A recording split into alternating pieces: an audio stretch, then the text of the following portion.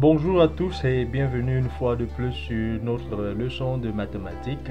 Aujourd'hui, nous allons entamer la 13e leçon, intitulée Statistiques simples.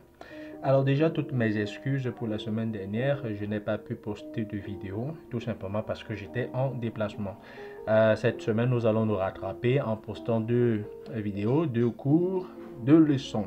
Alors, la première, ça sera sur les statistiques simples et la seconde sur les statistiques doubles, à double entrée. Mais aujourd'hui, nous allons nous concentrer sur les statistiques à une seule entrée. Alors, sans plus tarder, nous allons commencer par la première partie, synthèse de cours, et la seconde partie qui sera réservée au quiz.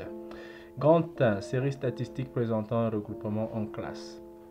Parce que vous savez, avant d'entrer justement dans ce grand 1, vous savez qu'une série statistique peut être soit regroupée en classe, soit de façon discrète.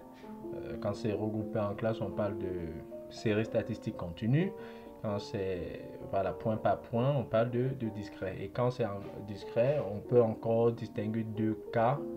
Les cas où le caractère est qualitatif ou alors quantitatif. Qualitatif, c'est-à-dire les modalités, ce sont des choses autres que des nombres. Ça peut être des fruits, ça peut être les types de maisons, ça peut être les villes, les noms de villes.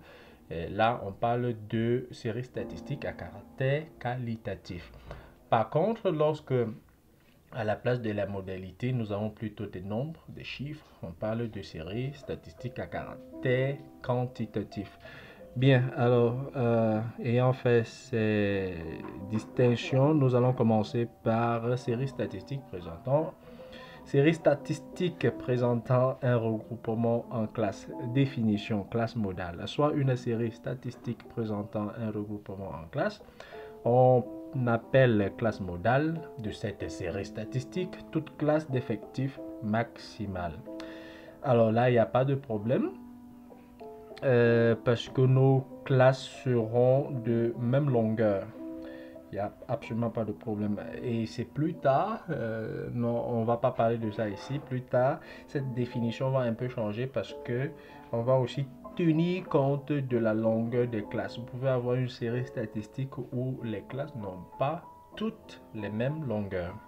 Et là, la définition de la classe modale va un peu changer. Mais pour le moment, toutes nos classes sont d'égale longueur. Bien.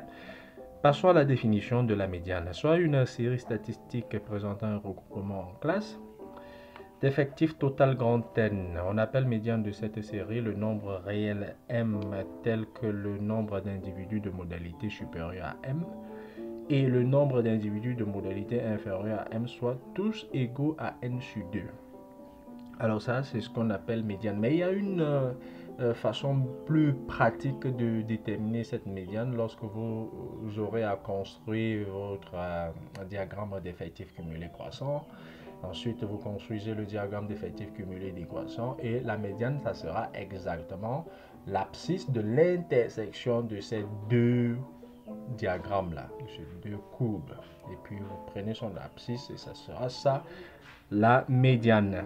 Bien, définition de la moyenne, c'est tout simple, ça n'a pas changé, exactement ce que vous avez fait en classe de 3e, pour ceux qui ont étudié les statistiques en classe de 3e. La moyenne, c'est ceci. On appelle moyenne de la série statistique regroupée en classe. Le centre, voilà. Vous allez prendre ceci X bar. Bon, j'ai fait allusion au centre, justement. Les XI représentent le centre de chaque classe AI-1, AI. Alors, la moyenne, dans ce cas, sera X bar, définie comme vous voyez là, c'est-à-dire, ça sera 1 sur N fois la somme des NI XI, I allant de 1 à P, où N est effectivement l'effectif total. Alors, comme exemple, nous allons prendre ceci. On a relevé la distance parcourue par chacun des 150 taxis d'une compagnie entre leur mise en circulation et leur première panne. Et les résultats de cette enquête sont résumés dans le tableau ci-dessous et les distances étant exprimées en milliers de kilomètres. Alors voilà le tableau, je ne vais pas lire le tableau, vous voyez, tout le monde voit le tableau. Je vais agrandir pour ceux qui n'arrivent pas à bien voir.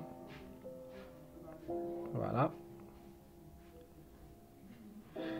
Très bien, alors nous allons poursuivre. On peut déterminer la médiane x0 graphiquement en prenant l'abscisse du point d'intersection du polynôme des effectifs cumulés croissants et du polynôme des effectifs cumulés décroissants. Un peu ce que je vous ai dit avant. Pas un peu, exactement ce que je vous ai dit avant. Voilà. Alors pour l'exemple ci-dessus, nous avons que x0 est dans l'intervalle 5, 7. Et pour calculer, vous allez faire ces petits calculs pour avoir x0 égale à 5 plus 10 sur 70, qui sera environ égal à 6,54. Et pour la moyenne, ce n'est rien d'autre que la somme des NI, XI, le tout divisé par l'effectif total. Alors, ce qui va donner exactement 6,97. Alors, prenons aussi les définitions suivantes. Écart moyen, variance et écart type. Alors, soit une série statistique d'effectifs total grand N et de moyenne X bar. Pour tout N entier naturel I, compris entre 1 et P, on désigne par X et I le centre de la classe AI-1 AI. Alors, l'écart moyen, c'est ce qu'on... L'écart moyen, on ne vous a pas tout le temps parlé de cet écart moyen, mais vous voyez alors que c'est défini par 1 sur n fois la somme pour i allant de 1 à p de ni, voilà la valeur absolue de x et i moins x bar. Alors comme variance, la variance c'est exactement ce que vous avez là. Il y a une autre formule de la variance donnée par Connie. Ok. Alors, l'écart type, c'est tout simplement la racine carrée de la variance. Bien.